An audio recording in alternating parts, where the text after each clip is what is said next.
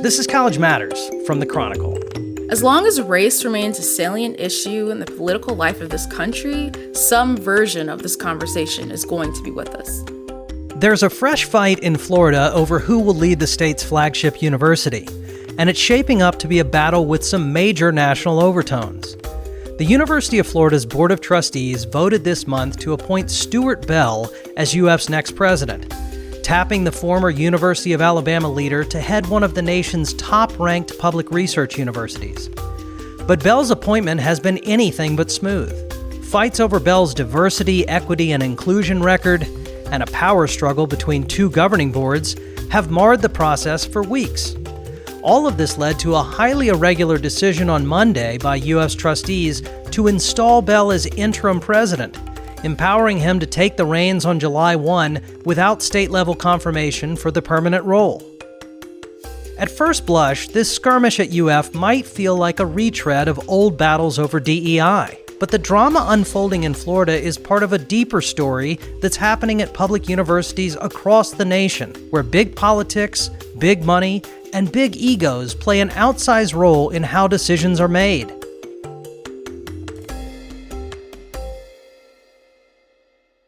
Today on the show, I'll talk with my colleague Jasper Smith, a reporter at the Chronicle of Higher Education, about the University of Florida's volatile presidential search and the deeper power struggles behind it.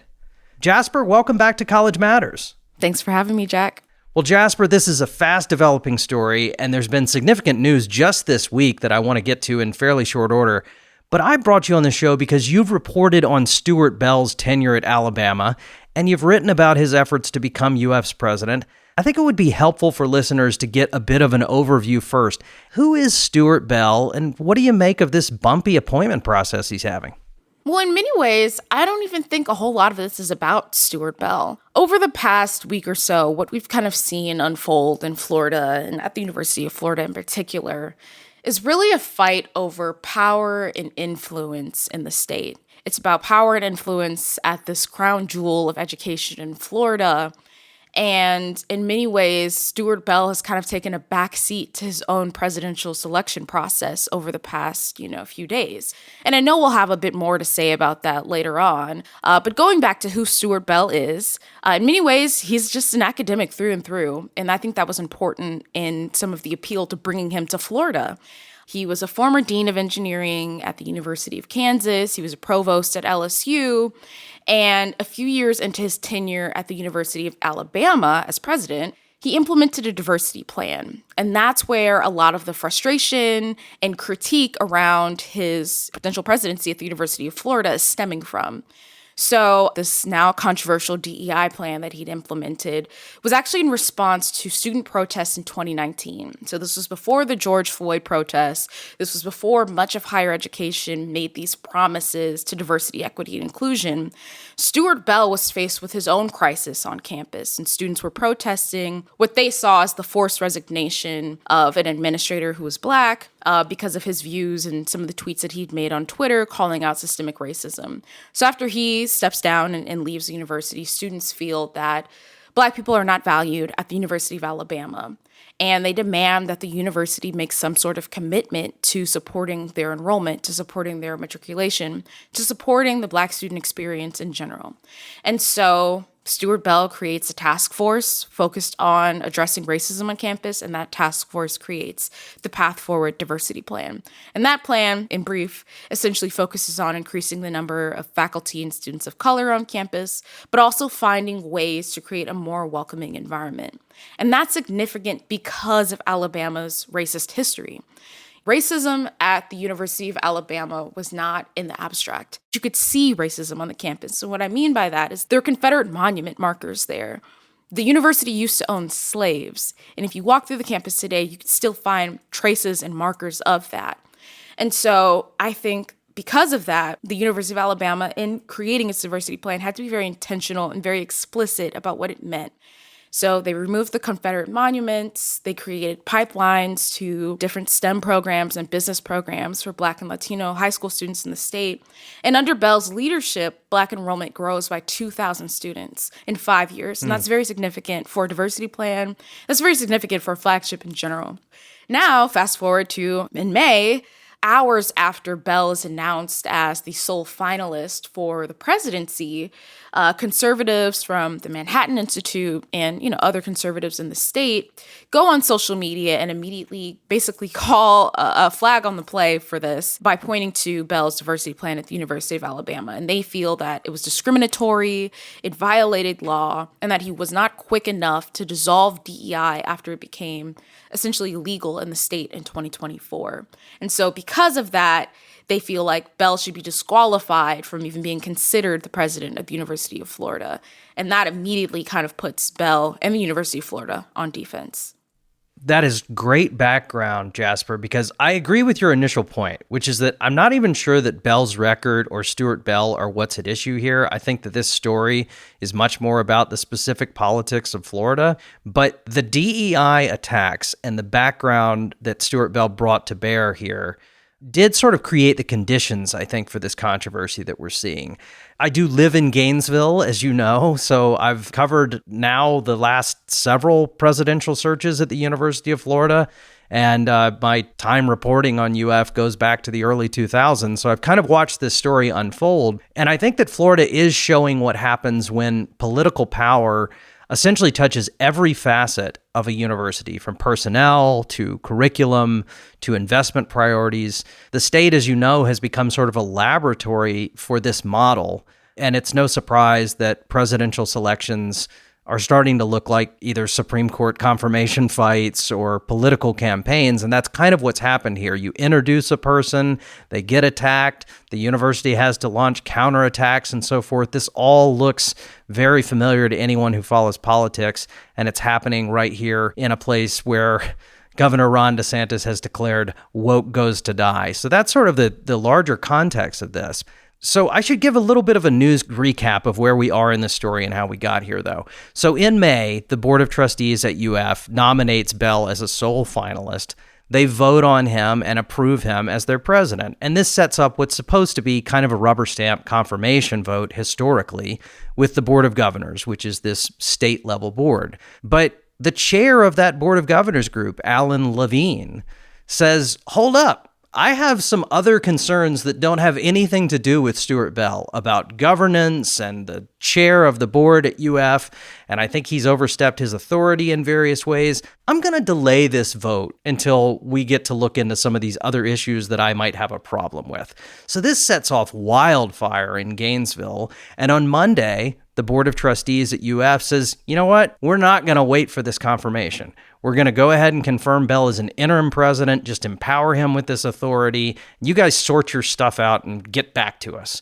And they recommended hiring some third-party governance expert to look into whatever Levine's problems are. Then, I guess Levine is sort of chastened by this, or maybe the political winds shift, but he accepts this solution and says he's going to schedule a Bell vote as soon as legally possible. So now we're back to sort of square one, where Bell appears to be headed toward the state board for a confirmation vote that I think people expect will be successful, but he may get sort of beaten up along the way because this board has had tough questions before about DEI and that sort of thing. Jasper, do I have this right? Is this essentially what has happened in this crazy story? Yeah, and on Tuesday, we learned that the Board of Governors will hold a special meeting on July 1st to take up Bell's confirmation as permanent president. So this is definitely, as you said, a fast developing story. And after all this drama, things may get resolved sooner than people would have thought. But this has not been a seamless process by any means. And that's been a theme in Florida lately with presidential appointments.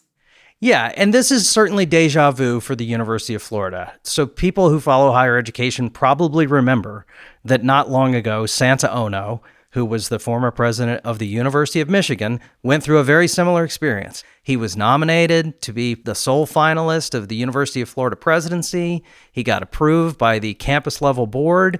Then he went to the Board of Governors and did not get approved. And he got bloodied up along the way. And it was very embarrassing for everyone involved, but probably for no one more than a guy named Maury Husseini. So, Jasper, I'm going to introduce you to a couple of Florida characters in this story. You ready? Yep.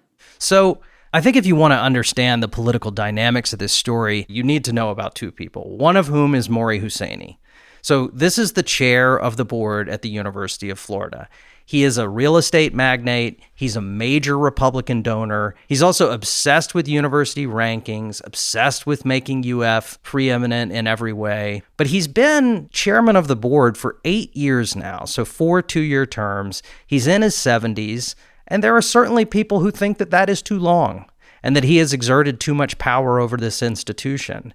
So then we meet this other player that we've already mentioned, Alan Levine. So this is the chair of the Board of Governors, the state-level board. He's a healthcare executive in Tennessee. He's the former deputy chief of staff to Republican Governor Jeb Bush. So you would think that there might be some political alignment between Husseini and Levine, but they have crossed swords before, and they crossed swords over the Santa Ono vote. Levine was one of the chief inquisitors of Santa Ono when he came before the Board of Governors for a vote, and a lot of the political bloodshed that arose from that really came from Levine. So these two have kind of been at loggerheads, and it seems like things really came to a head here with this opportunity, if you will, that this Bell vote presented. That Levine was saying, hey, this is a moment for me to say, maybe Maury has too much power. Maybe the chair needs to be reined in. Again, looks like that's kind of starting to be resolved, but that's the backstory that I think you really have to understand. The reason it's important to anybody outside of Florida is that I think this is a manifestation of what happens when higher education becomes just completely politicized in a state. These are highly influential political actors in the state who have derived much of their reputation and power from the political establishment in the state, and they are having a political fight over power. Yeah, this is absolutely a political story. And in many ways, we're seeing the consequences of being a political pawn in higher education today. And I think how Bell fits back into this is, in some ways, he's kind of served up on a silver platter as, this is your anti-DEI appetizer. Here's all the things that we don't like about what he did at the University of Alabama. And I think it became almost a segue to dissect everything that people of power in Florida didn't like about the way that the University of Florida was being run. And that's how we see this infighting between, Alan Levine and Maury Husseini, and even, calls that Governor DeSantis isn't doing enough. And so it started off very small with just we're very upset that you picked someone to lead this university that was supposed to be the exemplar of reform in higher education. And the way that it has kind of snowballed into this bigger issue of, we don't like the way the university is being run. We feel like there are issues with governance. And Stuart Bell was kind of almost a conduit to that. Yeah, and I think that it would again be easy to sort of dismiss this story as Florida being Florida. And I think there is something to that. But there is a deeper conversation going on here about how power is structured in universities now that I think is important. And it has to do with the power of college presidents versus all these other actors who have a say in how universities are run, from state governors to board chairs to lawmakers, etc. And when Alan Levine raised questions about the governance standards at the University of Florida, he keyed in on one thing that I think is notable. He said, look, there's a problem in the contract with the current interim president, Donald Landry. And the problem is that Maury Husseini, as board chair, has said the chair has to approve any hiring you do. Now, provost, maybe that's not as controversial. Dean, even, maybe that's not controversial. But this goes further and says basically anybody who's appointed to any academic unit in a leadership position, the chair has to approve of that.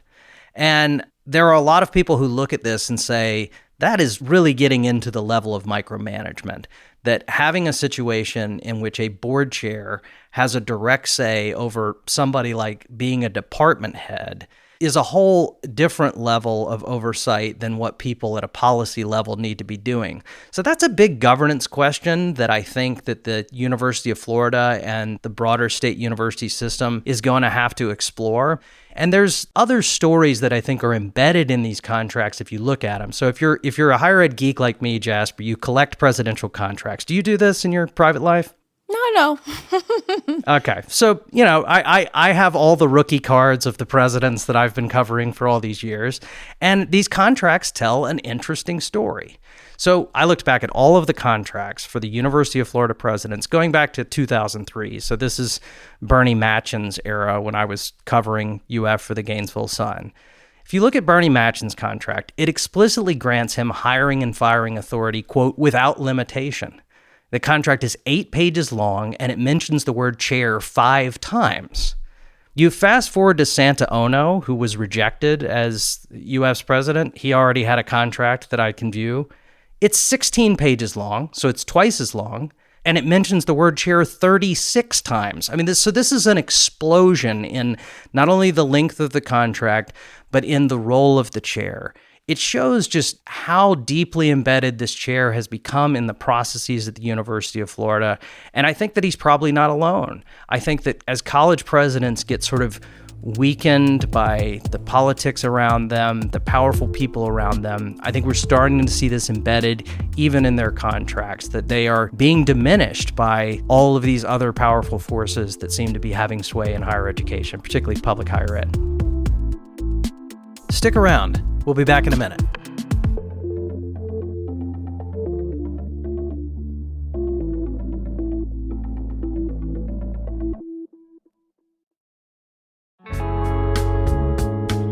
Hey everyone, we'd like to invite you to join the College Matters Summer Book Club. We're going to be reading Stoner, a 1965 higher ed focused novel by John Williams. We hope you'll read along with us and look for an episode on August 5th devoted to the novel. We'd also love to hear from you. Send us a brief voice memo, about 90 seconds is good, to collegematters@chronicle.com, and we may play it on the show. Be sure to tell us your name, where you're from, and what you think this novel has to say about higher ed. Meantime, have a neat summer.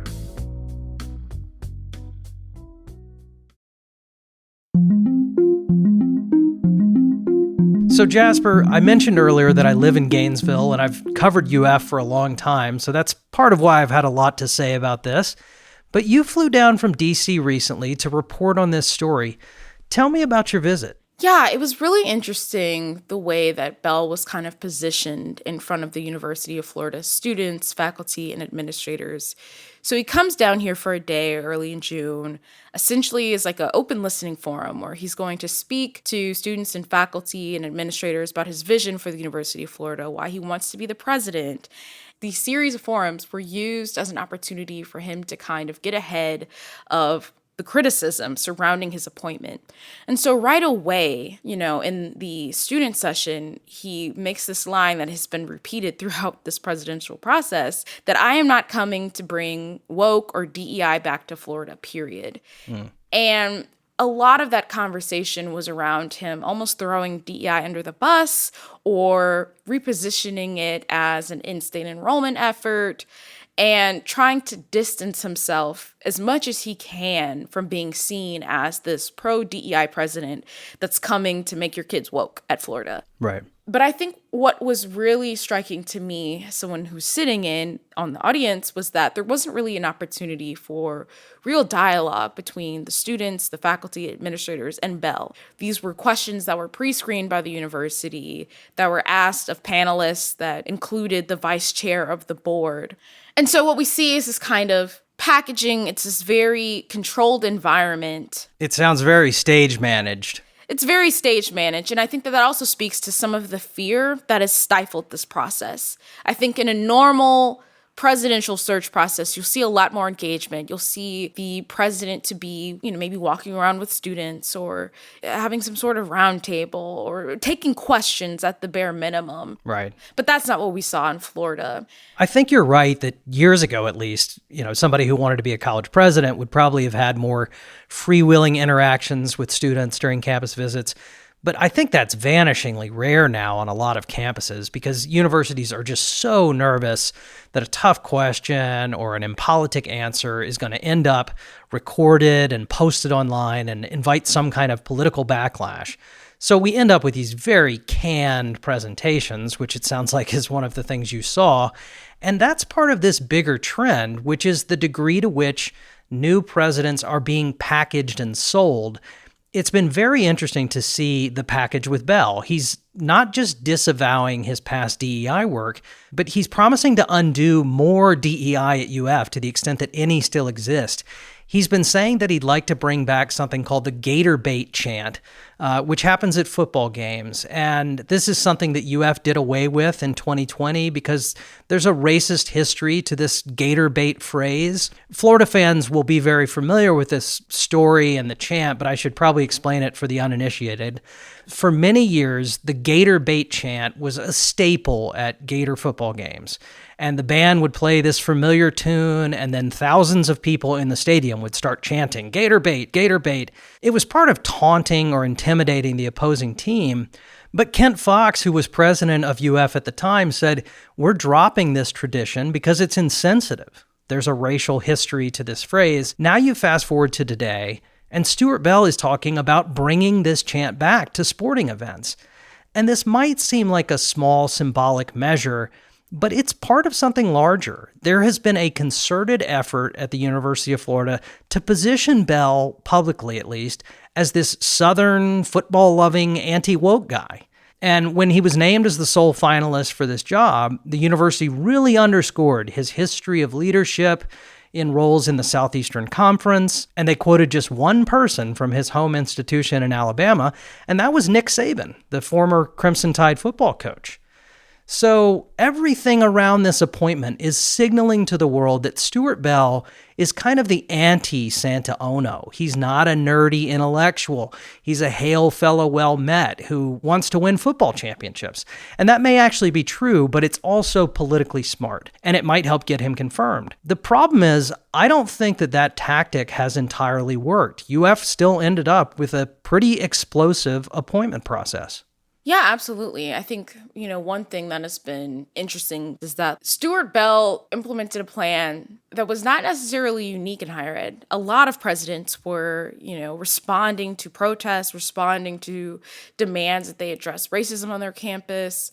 And so, it's almost like if DEI or the presence of DEI on a campus is going to be the red line, what can you expect of presidents to do but to distance themselves almost in many ways? So we can debate whether Stuart Bell has effectively distanced himself from his record on DEI, but it does have me wondering if we're in kind of a post-DEI universe at this point. So many college presidents have now disavowed this stuff. It's hard to find anybody who was in academic leadership in the past 5 years who didn't have some connection to it.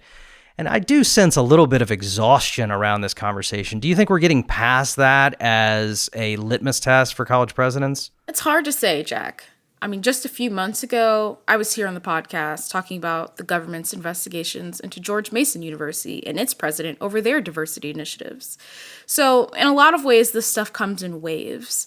And what our reporting shows is that much of the anti-DEI campaign is now moving into curriculum and how professors teach about race, gender, and identity. So in the future, will presidents be grilled about their university's course offerings? You could certainly see that happening. What we can say is that higher education is not in a post-racial environment, and likely never will be, especially as we're seeing increasing numbers of Black and Latino students applying to and enrolling in college. And that, in many ways, is what's keeping this anti-DEI movement simmering. Earlier this month, the Justice Department launched numerous investigations into medical schools for supposedly admitting too many Black and Latino students. Colleges are serving an increasingly diverse student body. And they also have to be aware of this volatile political environment where diversity practices are seen as discriminatory. So no, I'm not sure that critics will move on from this. As long as race remains a salient issue in the political life of this country, some version of this conversation is going to be with us. Absolutely. Whether you call it DEI or not, a president of a college is going to have to deal with people of different backgrounds and going to have to create an environment that is safe in which they can thrive. There's no question about that. You mentioned the word exhaustion, and I think there is some exhaustion, certainly that I'm detecting at the University of Florida, just about the leadership carousel. It was just a couple years ago that they made a big splash by appointing Ben Sasse, who was a sitting U.S. senator, to be president. That only lasted a couple of years, and it ended in kind of a train wreck. There were a lot of questions about his spending, his hiring of people from his old political life. Then you had another interim president, and then you had the Ono debacle, and now here we are again. I was really intrigued when I watched a meeting on Monday with the Board of Trustees who got together for sort of an emergency session to name Bell interim president. And the only thing that was on their agenda was to take that action item. But they actually paused for a good long while for a presentation from their interim provost, there are a lot of interims, just about all of the University of Florida's recent accomplishments and about how they were doing on key performance indicators.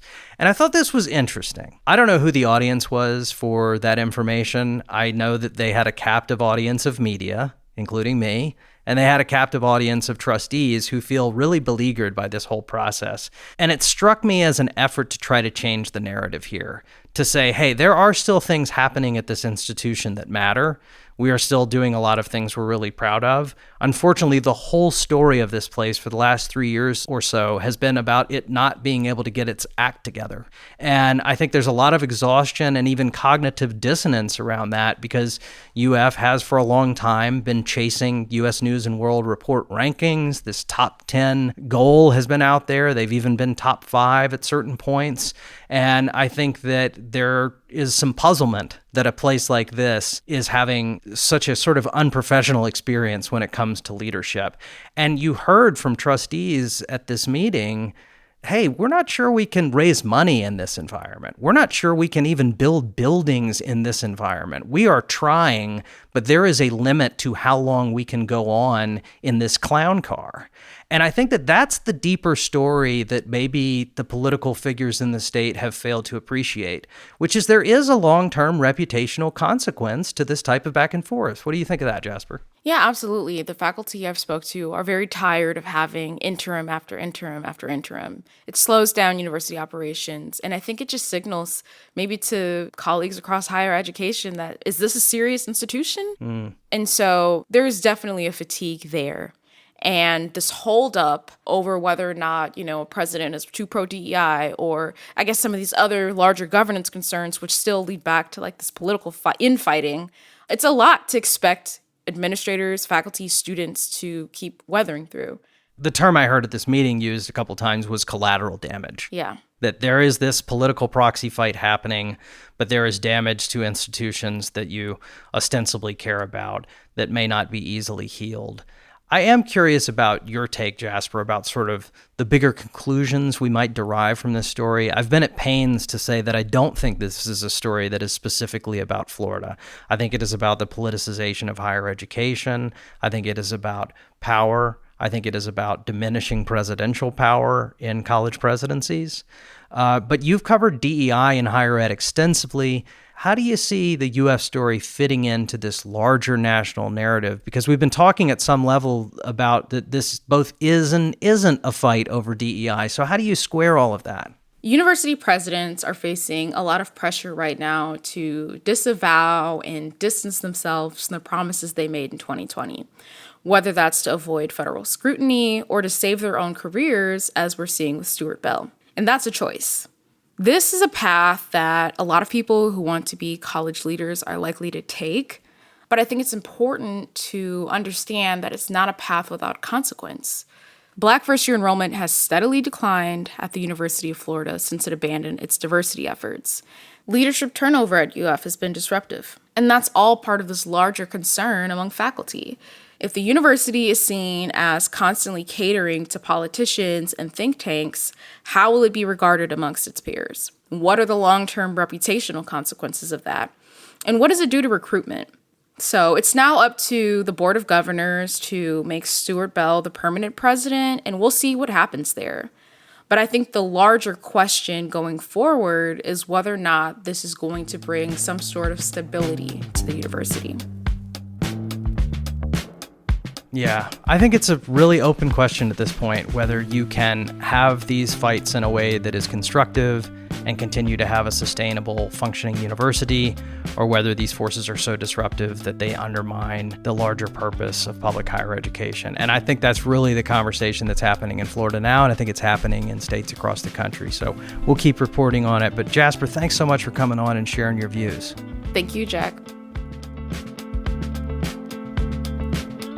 College Matters from the Chronicle is a production of the Chronicle of Higher Education, the nation's leading independent newsroom covering colleges. If you like the show, please leave us a review or invite a friend to listen. And remember to follow on Apple Podcast, Spotify, or wherever you get your podcast so that you never miss an episode. You can find an archive of every episode, all of our show notes, and much more at chronicle.com/College Matters. If you'd like, drop us a note at collegematters@chronicle.com. We are produced by Mia Sullivan. Our Chronicle producer is Fernanda Zamudio Suarez. Our podcast artwork is by Cottrell Thomas.